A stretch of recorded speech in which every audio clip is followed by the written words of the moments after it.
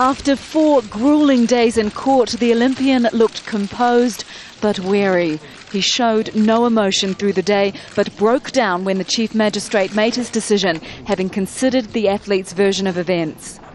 That reaching out in the affidavit in the way that he did, placing it before the court, together with the fact that none of the factors that need to be established have been established, I come to the conclusion that the accused has made a case to be released on bail.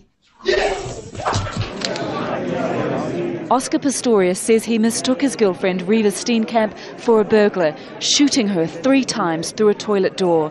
The Chief Magistrate thought parts of his story were improbable, but he wasn't convinced by the prosecution's case that this was premeditated murder.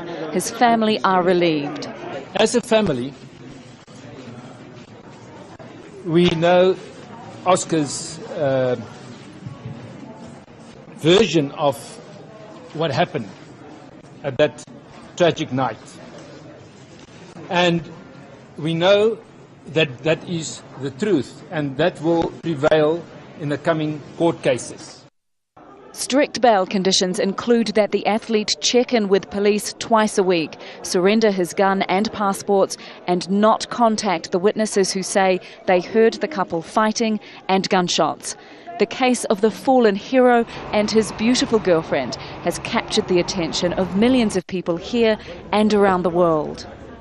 This is just one of the doors of the court, and look at how many people are crammed onto the pavement. And this was just a bail application hearing, but it has set the stage for what promises to be a dramatic trial full of tantalising detail.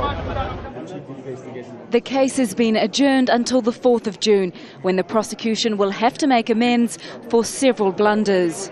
The lead investigator had to be replaced after it emerged he's facing attempted murder charges himself. But the accusations of sloppy police work were refuted outside court. And I believe the criticism doesn't mean we should actually lose hope in this case. We are going to meet Pistorius again soon, around June, to make sure that we continue with this case as we have planned. As the athlete left court, there are more questions now than ever before. But for now at least, Oscar Pistorius is a free man. So Tanya, 4 days just for a bail hearing. What are the legal teams going to have to do now? Well, I think they've both really got their work cut out for them. If you look at the defence case, at this preliminary real bail hearing application, they didn't put Oscar Pistorius on the stand. Now, they certainly didn't have to, and the Chief Magistrate to point out that Pistorius did present an affidavit that was much more detailed than he would normally see in a case like this at this sort of stage.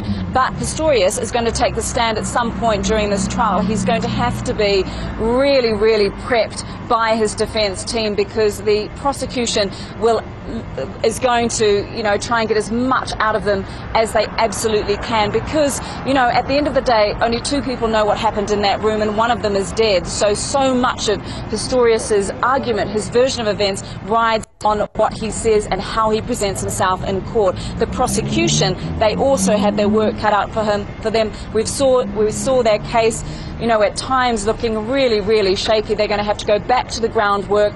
The original investigator has been sacked from the case. A new detective is on it now, one of the country's top detectives. He is going to have to work really hard to restore public confidence in this process, because, this is what plays into the larger sort of story of what this is about, why people keep guns at home under their bed. It is because, many people just don't believe that when something goes wrong, a burglar in the house, that the police are going to turn up and be able to handle the situation properly. So the way that handled this case has not helped people's confidence in the police responses and the police's capabilities. Tanya Page reporting live from Pretoria for us. Thanks, Tanya.